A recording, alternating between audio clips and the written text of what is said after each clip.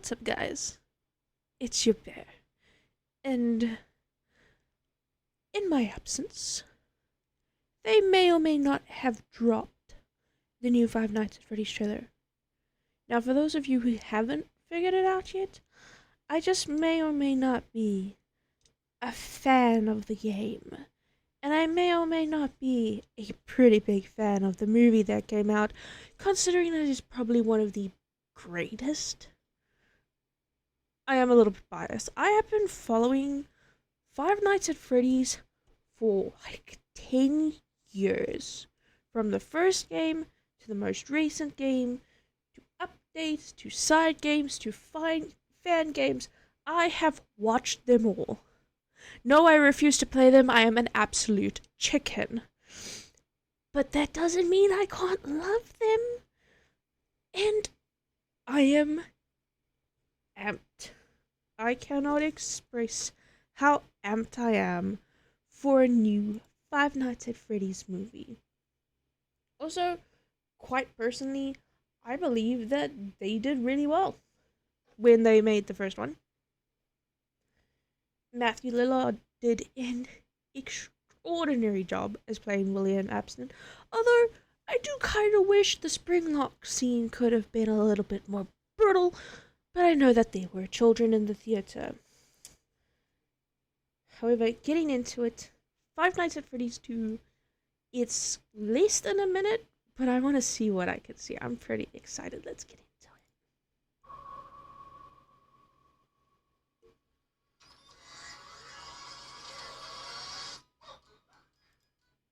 That's not coming through my headphones.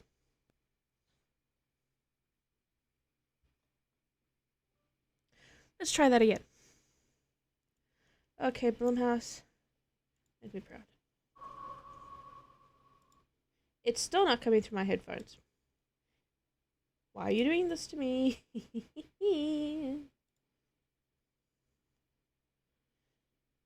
Once again, another recording. Fighting with my volume settings.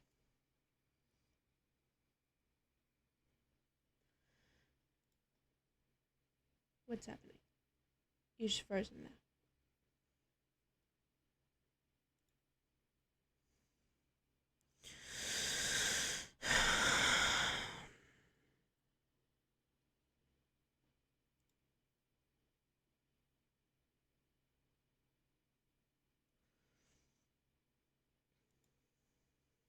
So in the terms of like the Five Nights at Freddy's movie, it's very interesting to have like watched the movie and gone back, watched content, watched MatPat Theory, absolute legend and a beast at what he did.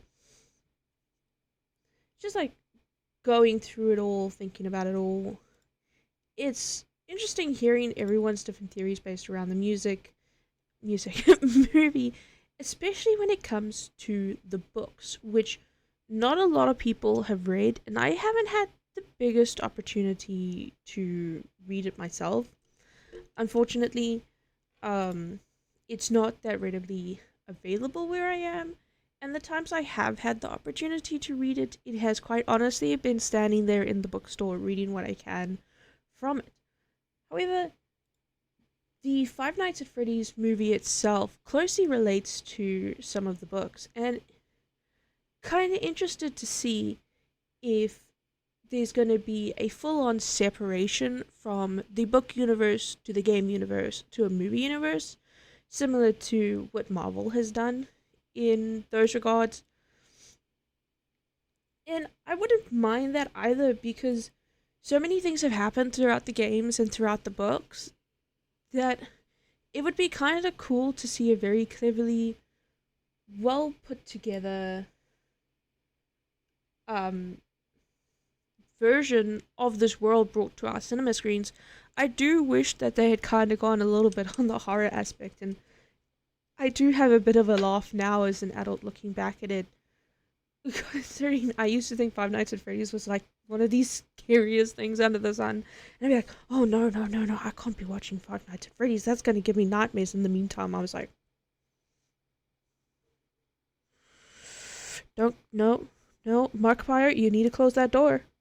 push that button, Markiplier, push the button, close that door, check the cameras, the puppet is coming loose, and it came on, and let's not forget the musical. So, there have been many things and many ways in the universe, many ways that the story has been told, and it just gets better and better with each time.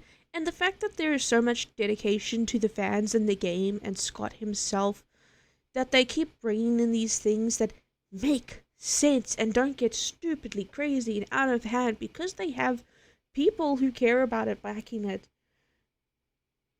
That it's why the movie was such a success. Okay, maybe the movie wasn't a success to mainstream media, but it was a success to the fans because it's one of the few movies that actually managed to hit its target audience.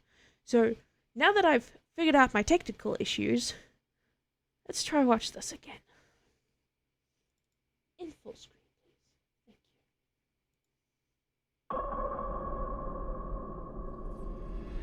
Thank you. Welcome back. Are you ready to start the show? Count with me now. 5, 4, 3. They're out there, Mike. 2. Where? 1. Everywhere.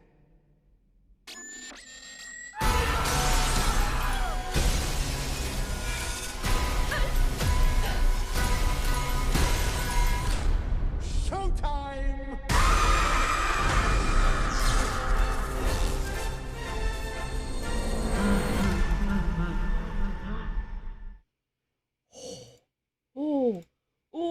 Okay. I noticed so many things. Now, I believe. Wait a second. Let's go.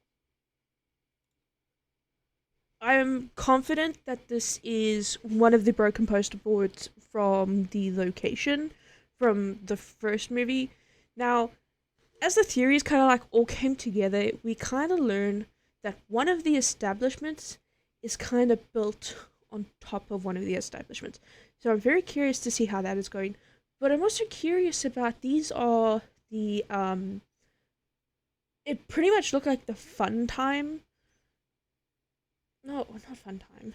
I may have it confused. There are so many versions of them, but kind of like the toy versions, so to say, where they kind of looked a little bit friendlier, if we can even call them friendlier.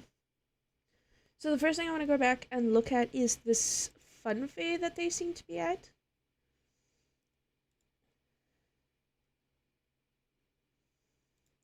It's interesting that she's going back, because she did ask to go back, because she did have a way of communicating with him. So that part doesn't like surprise me, but it's still kind of interesting, because you know that was traumatic shit for a little kid. But also that this building's still just there.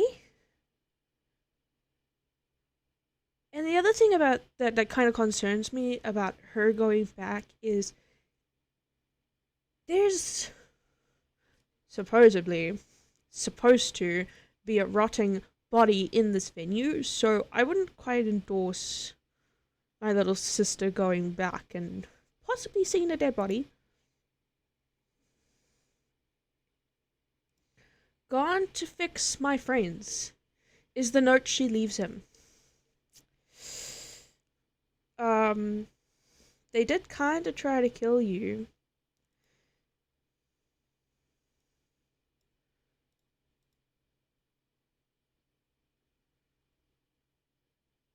So she kind of just says that they're out there, so I'm kind of like curious about them and how they stayed in touch and whatnot, because I knew she was still going to be a part of the picture. There are other details about her that were kind of discussed, in which she is kind of like a animatronic in a way herself, cyborgerish, but that goes so deep into the fandom that I'm not gonna like touch it. We're gonna leave it on that surface theory, so that you guys know that that is a theory, that Vanessa is technically an animatronic kind of human person. But because that is such a like deep in the theory, in the fan base theory, I'm just gonna leave it there. But now, oh, I heard something there. Is that Ballora?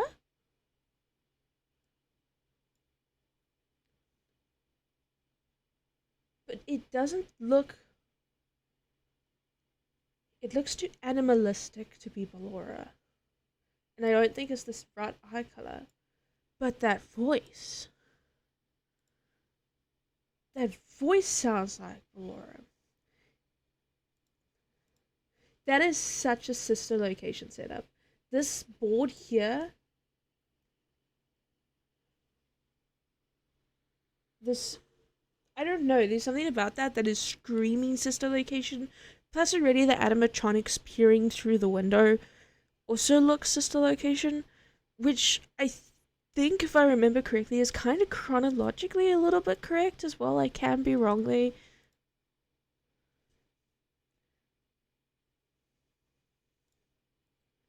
So this is definitely a Chica model.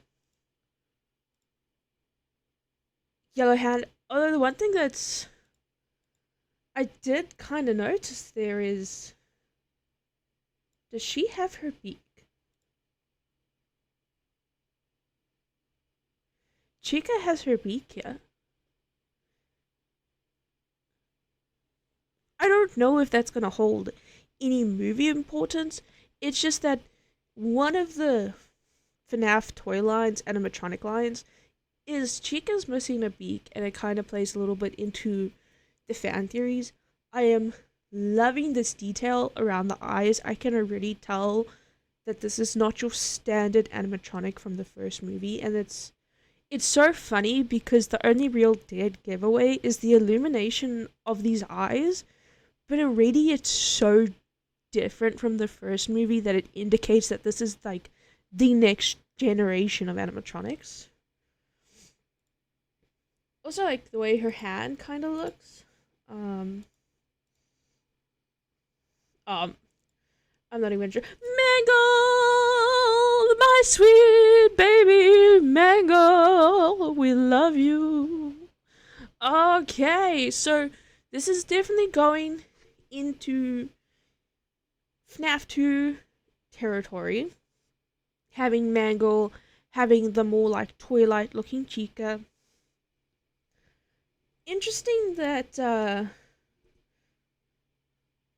yeah, that definitely looks like, oh, definitely kind of looks like Funtime Bonnie with the more bluish aesthetic to it than the more purpley thing, because they did go for a blue Bonnie instead of a purple Bonnie. That's nice. I hate you, Balloon Boy. I hate you. I did kind of want to look at this. See, this is definitely like the more toy fun time kind of things. I can be wrong when I keep mentioning fan time. I think I've got it mixed up. This is definitely Toy Bonnie. Um, Especially expressed by these eyelashes. Damn, I wish I had eyelashes as good as these animatronics. Also, when I have a look here, I think those are like Freddy feet. Just budging by the look of it. I'm supremely curious on whose house they have broken into here. Because we see them here when Mangle comes in. Where's my Mangle? Jeez, is her pet that's... Okay, there's the second head. Thank Lord. I didn't see it at first, but there's the second Mangle head. The missing eye. Okay, so it's perfect. Oh, Mangle. Also, like, Vanessa has a gun. Please tell me, Vanessa, what is a gun going to do against, like, metal animatronics? Vanessa, wise up here.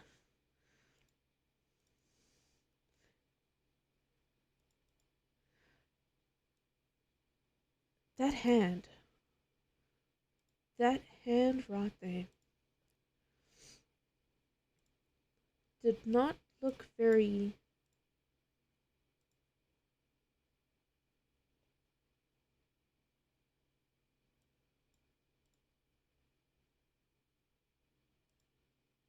I always come back. That is too smooth and too human-like to be an animatronic.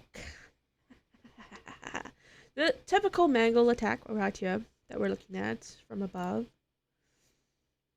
Brutal. I'm curious to know who these other people are. Oh, I keep coming back to that balloon boy. It's gonna haunt us. Like, I wonder who this person is. It looks like they're at a school for some reason.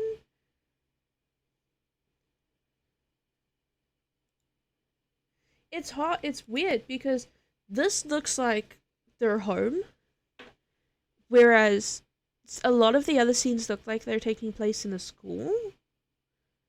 So maybe they're at Abby's school. This is like a nice shot. The idea that she's looking up towards Mangle in the vents. And the other thing I really wanted to see was just Freddy taking a stroll.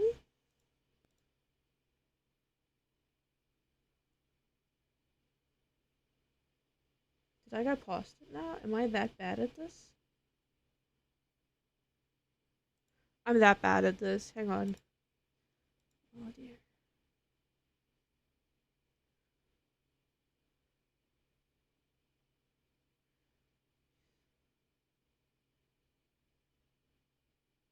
I didn't imagine it. Where's the scene with Freddy just walking through the carnival?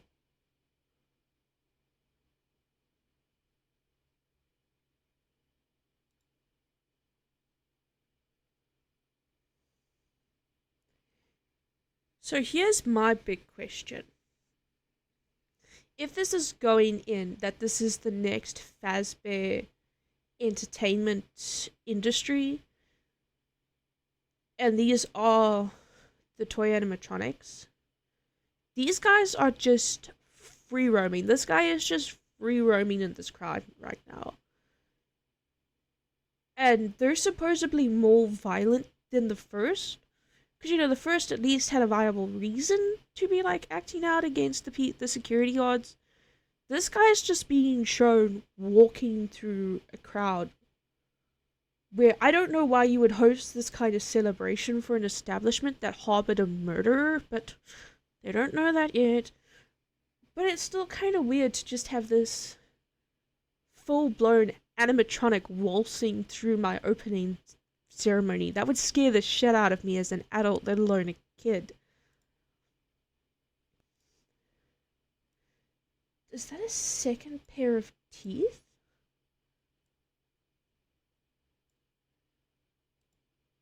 I gotta get better at this.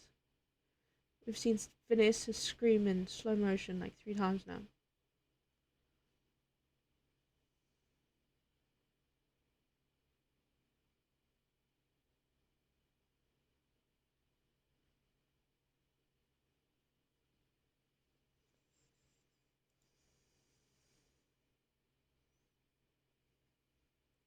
It's it's interesting to me, having had looked at how the endoskeletons and things worked, to see this back part behind the mouth kind of showing more of this more metallic animatronic. I also like the use of showing us an endoskeleton near the beginning.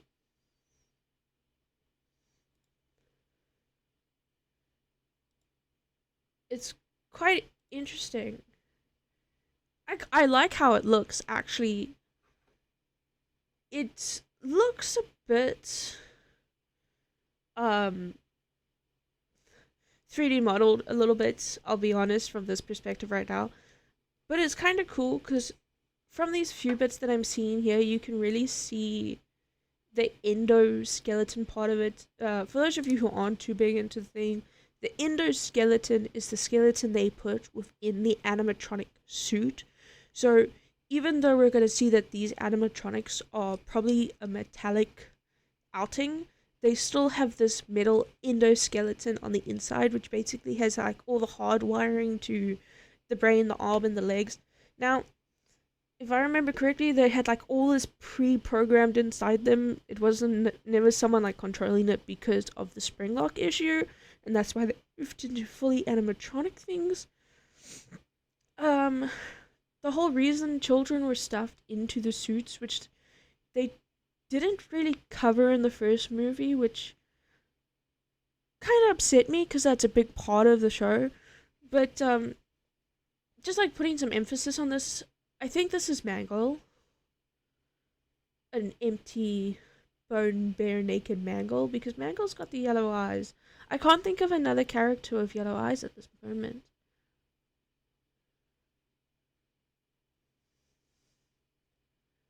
Um, because Chica's got like green, Bonnie's got like bluey eyes, if I remember correctly. Freddy we just saw with brown eyes. So I'm pretty sure this is Mangled. But either or, I am really excited for this.